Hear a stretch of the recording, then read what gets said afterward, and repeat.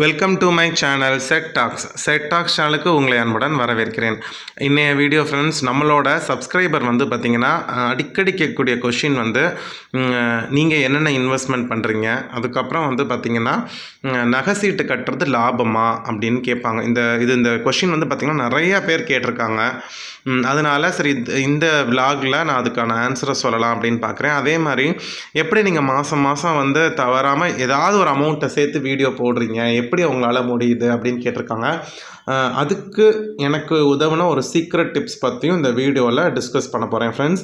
இந்த வீடியோவில் வந்து பார்த்திங்கன்னா நேற்றைய விலாக் தான். ஸோ நேற்று எங்கள் வீட்டில் நடந்த க்ளீனிங் ரொட்டீன், அதுக்கப்புறம் என்ன லஞ்சு, அது மட்டும் பார்க்க போகிறோம். வாங்க ஃப்ரெண்ட்ஸ், அப்படியே நம்ம அந்த விலாகை கண்டினியூ பண்ணுவோம். நான் இந்த 3 கொஷினுக்கான ஆன்சரை நம்ம டிஸ்கஸ் பண்ணுவோம் சேவிங்ஸ் ரிலேட்டடாக. அதுக்கப்புறம் பார்த்திங்கன்னா என்னோடய திருமண நாளுக்கு நிறையா பேர் நம்ம சப்ஸ்கிரைபர்ஸ், ஃப்ரெண்ட்ஸ், வியூவர்ஸ்லாம் வந்து எனக்கு வந்து வாழ்த்து தெரிவிச்சிருந்தீங்க. எல்லாருக்குமே தேங்க்யூ ஸோ மச் ஃப்ரெண்ட்ஸ். நான் எல்லாருக்குமே ரிப்ளை பண்ணிட்டேன். இருந்தாலும் நிறையா 300 தடவை நான் சொல்லிக்கிறேன். எனக்கு வாழ்த்து அனுப்பிச்ச எல்லாருக்கும் மனமார்ந்த என்னுடைய நன்றிகளை வந்து நான் தெரிவிச்சுக்கிறேன். இப்போ வாங்க நம்ம வீடியோக்குள்ளே போகலாம். நகை சீட்டு கட்டுவது வந்து லாபமா அப்படின்னு கேட்குறாங்க. இப்போ நான் வந்து நகை சீட்டு கட்டுறேனா அப்படின்னு கேட்டிங்கன்னா, நான் இது வரைக்கும் கட்டினதில்லை. அதாவது ஒரு 2 வருஷத்துக்கு முன்னாடி வரைக்கும் நான் தனிஷ்கில் வந்து கட்டியிருக்கேன். ஆனால் எனக்கு வந்து அது லாபமாக படலை. எனக்கு வந்து எப்படின்னா, அப்போ நான் 2000 ரூபாய் நகை சீட்டு கட்டுவேன். 10 மாதத்துக்கு வந்து 20,000 ரூபா கட்டுவேன். அவங்க வந்து 1500 ரூபா, 3 மாதத்துக்கு அப்புறம் நகை வாங்கினா 1500 ரூபா வட்டி தருவாங்க. ஸோ 21,500க்கு நம்ம ஏதாவது கோல்டு காயினோ செயினோ எடுத்துக்கலாம், நகைகளோ எடுத்துக்கலாம். நகை சீட்டு முடித்தோன்னே எடுத்தால் 1100 ரூபா, 1 மாதம் கழித்து எடுத்தால் 1300, 3 மாதம் கழித்து எடுத்தால் 1500 வட்டி. இதுதான் இந்த ஸ்கீம் தான் தனிஷ்கில் இருந்திருக்கு. நான் வேறு எந்த நகை கடையிலையும் நான் சீட்டு கட்டினதில்லை. அது வந்து பார்த்திங்கன்னா எனக்கு எந்த அளவுக்கு பெருசாக அந்த 1500 ரூபாயை வந்து பார்த்திங்கன்னா அவங்க நம்ம எடுக்கக்கூடிய பொருளுக்கு ஜிஎஸ்டி அதுன்னு சொல்லி போட்டு எடுத்துடுறாங்க, இல்லை மேக்கிங் சார்ஜ் எடுத்துடுறாங்க. ஆனால் சில நகை கடைகளில் வந்து நகை சீட்டு கட்டுறவங்க வந்து இந்த மாதிரி ஆபரண நகைகளாக எடுக்கிறப்ப செய்கூலி சேதாரம் இல்லை அப்படிங்கிறாங்க. அப்போ ஒரு நகை சீட்டு கட்டி செய்கூலி சேதாரம் இல்லை, நீங்கள் வந்து அந்த நகை சீட்டு முடித்து ஒரு நகை எடுக்கிறப்ப செய்கூலி சேதாரம் கம்ப்ளீட்டாக ஃப்ரீ அப்படின்னா அது உண்மைக்கு லாபம். அப்போ அவங்களுக்கு ஜிஎஸ்டி மட்டும்தான் கட்டுற மாதிரி இருக்கும். செய்கூலி சேதாரம் வந்து பார்த்திங்கன்னா அப்போ வந்து அவங்களுக்கு எப்படியும் ஒரு 3000 ரூபாயிலிருந்து அவங்க எடுக்கக்கூடிய பவுனுக்கு எவ்வளோ பவுனுக்கு எடுக்கிறாங்களோ அதுக்கு தகுந்த மாதிரி செய்கூலி சேதாரம் குறையும். அப்போ மினிமம் ஒரு 3000 ரூபா 4000 ரூபாயிலேருந்து அதிகமாக தான் லாபம் வரும். அப்போ வந்து நகை சீட்டு கட்டுறது வந்து லாபம் தான். ஆனால் நான் ஏன் நகை சீட்டு கட்டுறதில்ல அப்படின்னா, ஃபர்ஸ்ட் ஆஃப் ஆல் நம்ம கட்டுற கடை நம்பிக்கையாக இருக்கணும். இப்போ நான் இருக்கிற ஸ்டேஜில் வந்து பார்த்திங்கன்னா நான் நகை சீட்டு கட்டி நகை எடுக்க போகிறது கிடையாது. என்னோடய பொண்ணுக்கு சேர்க்கணுன்னா நான் காயினாக தான் சேர்த்து வைக்கணும்னு பார்த்துட்ருக்கேன். அதுக்கப்புறம் அந்த தங்கமயில் டிஜிட்டல் கோல்டு பற்றி வீடியோ போட சொல்லி கேட்டிருக்கீங்க. அது நிறைய பேர் போட்டிருக்காங்க வீடியோ. பட் ஆனால் வந்து எனக்குமே வந்து மெயில் வந்துருந்துச்சு. ஸோ உங்களோட சேனலில் அந்த மாதிரி டிஜிட்டல் கோல்டு பற்றி நீங்கள் போடுங்க அப்படின்னு கேட்டிருந்தாங்க. பட் ஆனால் எனக்கு அதை பற்றி ஃபுல்லாக தெரியாது. இப்போ நான் வந்து சொல்லி இப்போ நிறைய பேர் வந்து அதை கட்டி இன்கேஸ் அதில் லாபம் இல்லை அதில் ஏதாவது ஒரு பிரச்சனைனா இப்போ நான் தான் அந்த இடத்துல பொறுப்பாகணும். ஸோ அதனால் நான் ஒரு விஷயத்த செஞ்சேன்னா உங்களுக்கு சொல்லலாம். ஸோ அதனால் நான் இன்னும் ஸ்டார்ட் பண்ணல. அப்படிங்கிறதுனால தான் நகை சீட்டு பற்றி நான் வந்து பெருசாக வந்து உங்களுக்கு வந்து வீடியோ போடலை. இப்போதைக்கு என்னோடய எய்ம் என்னன்னா, ஏதாவது ஒரு ஆர்டி மாதிரி போட்டு அந்த ஆர்டி முடிஞ்சோன்னா அந்த அமௌண்ட்டை கொண்டு போய் நகையாக எடுக்கலாம் அப்படின்ற ஒரு பிளானில் தான் இருக்கேன். பட் ஆனால் இன்னும் நான் வந்து தங்க நகைக்குன்னு சேர்க்கறதுக்கு இன்னும் ஸ்டார்ட் பண்ணலை. இனிமேல் இன்னும் கொஞ்சம் வருமானம் இம்ப்ரூவ் பண்ணிட்டு தான் வந்து கோல்டை வந்து சேர்க்கணும். ஸோ இதுதான் ஃபஸ்ட்டு கொஷினுக்கான ஆன்சர். அடுத்து வந்து பார்த்திங்கன்னா, நீங்கள் என்னென்ன இன்வெஸ்ட்மெண்ட் பண்ணுறீங்க அப்படின்னு கேட்டிருக்காங்க. இப்போ என்னோடய இன்வெஸ்ட்மெண்ட் வந்து நான் உங்களுக்கு பட்ஜெட் வீடியோவிலே வரும். ஸோ இருந்தாலும் நான் எக்ஸ்பிளைன் பண்ணிடுறேன், கிளியராக எக்ஸ்பிளைன் பண்ணுறேன். ஸோ என்னோடய வருமானத்தில் எனக்கு வந்து 28,000 ரூபாய் வருமானம் வருது. இந்த 28,000 ரூபாயில் வந்து பார்த்திங்கன்னா 26,500 ரூபாய் வருது. எல்லாம் பிடித்தம் போக 26,500 கைக்கு வரும். அதில் வந்து என்னோடய வருமானம், என்னோடய மெயின் ஜாபும் பார்ட் டைம் ஜாபும் எல்லாமே சேர்த்து தான் அந்த வருமானத்தை சொல்கிறேன். இதில் வந்து நான் கிட்டத்தட்ட ஒரு 12,000 ரூபா 13,000 ரூபா வந்து மந்த்லி பட்ஜெட்டுக்கு எடுத்து வச்சுடுவேன். மிச்ச அமௌண்ட்டில் வந்து பார்த்திங்கன்னா நான் இன்வெஸ்ட் பண்ணுறது post office schemes, 3 PPF, 1 SSA. அப்போ 1000 ரூபாய் 1000 ரூபாய் 1000 ரூபாய் 1000 ரூபாய் ஒவ்வொரு ஸ்கீமுக்கும் இப்போதைக்கு மாதம் 1000 ரூபா கட்டிகிட்ருக்கேன். ஸோ இதுக்கு 4000 ரூபா இன்வெஸ்ட் பண்ணிவிடுவேன். அதுக்கப்புறம் கொஞ்சம் கொஞ்சம் அமௌண்ட் வந்து ஆல்ரெடி நான் அந்த 2 lakhs மணி சேவிங் சேலஞ்ச் நான் போட்டுட்ருக்கேன் தெரியுமா. முன்னாடி போன வருஷம் அந்த வீடியோ போட்டேன் 447 நாளில் 2 லட்ச ரூபா சேர்க்கறது அப்படின்னு. ஸோ அதுக்கு கொஞ்சம் அமௌண்ட் எடுத்து வச்சுடுவேன்.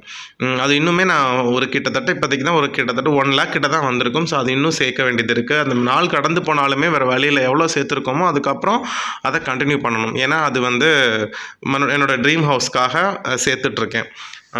அதில் கொஞ்சம் இன்வெஸ்ட் பண்ணுவேன். ஸோ அந்த அமௌண்ட்டெல்லாம் நான் என்ன பண்ணுவேன்னா கொஞ்சம் பல்காக சேர்ந்தோன்னா எஃப்டியில் இன்வெஸ்ட் பண்ணுவேன். அதுக்கு ஒரு அமௌண்ட் எடுத்து வச்சிடுறேன். இது இல்லாமல் பார்த்திங்கன்னா எமர்ஜென்சி ஃபண்டு மாதம் வந்து பார்த்திங்கன்னா எமர்ஜென்சி ஃபண்டுக்கு வந்து ஒரு அமௌண்ட் எடுத்து வச்சு அதில் கண்டிப்பாக ஒரு 1 லட்ச ரூபா சேர்த்து அக்கௌண்ட்டில் இருக்கணும். ஸோ அந்த எமர்ஜென்சி ஃபண்டுக்காகவும் பணம் சேர்த்துட்ருக்கேன். அதுக்கு வந்து பார்த்திங்கன்னா மாதம் ஒரு 1500 2000 வரைக்கும் ஒதுக்குவேன். அப்போ வந்து 4 போஸ்ட் ஆஃபீஸ் ஸ்கீமு ப்ளஸ் அந்த ட்ரீம் ஹவுஸ்க்குன்னு எடுத்து வைக்கிறது, இந்த 2 lakhs மணி சேவிங் சேலஞ்சுக்கு எடுத்து வைக்கிற பணம், அதுக்கப்புறம் emergency fund.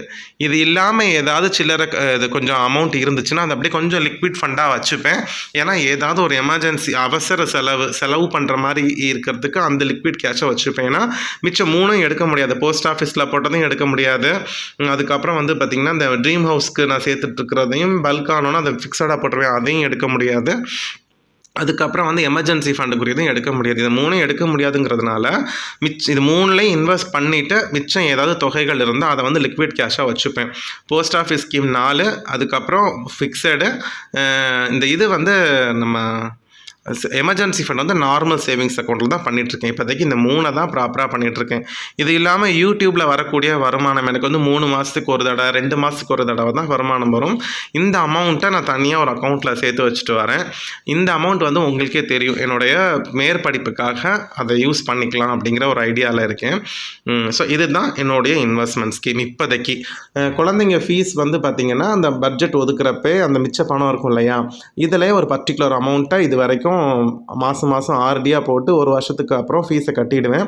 So last year வரைக்கும் இந்த இயர் வரைக்கும் நான் ஃபீஸ் கட்டிட்டேன். ஸோ இனிமே தான் அடுத்த வருஷத்துக்கான ஃபீஸை நான் இந்த வருஷம் சேர்க்கணும். அந்த மாதிரி ஸ்கூல் ஃபீஸ் சேர்க்கறதுக்கு நான் ஒரு ஆர்டி போட்டுருவேன் ஃப்ரெண்ட்ஸ். இதுதான் என்னுடைய இன்வெஸ்ட்மெண்ட். ஏன்னா ஸ்கூல் ஃபீஸுங்கிறது வந்து உங்களுக்கு சேவிங்ஸ் கிடையாது, அது ஆட்டோமேட்டிக்காக செலவு தான். ஸோ அதனால் அதை சேவிங்ஸில் கொண்டு வரல.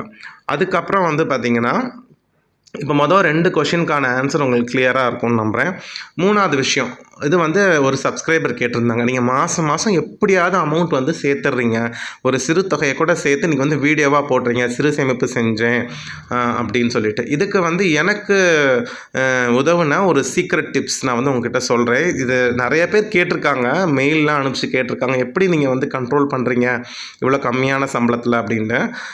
ஆக்சுவலாக எனக்கு ஆன்சர் பண்ணியிருக்கேன் அவங்களுக்கு. சரி, நம்ம சப்ஸ்கிரைபருக்கும் இதே கொஷனுக்கு ஆன்சர் பண்ணணும் அப்படின்னு தோணும். பட் ஆனால் இது ஒரு சிம்பிளான டிப் தான். ஆனால் இது எந்த அளவுக்கு வந்து நீங்கள் எடுத்துக்கிறீங்க அப்படிங்கிறது தான், எப்படி எடுத்துக்கிறீங்கிறது தான் எனக்கு யோசனையாக இருக்கும். இருந்தாலுமே நான் உங்ககிட்ட சொல்லிடுறேன் அது என்ன சீக்ரெட் டிப்புன்னு.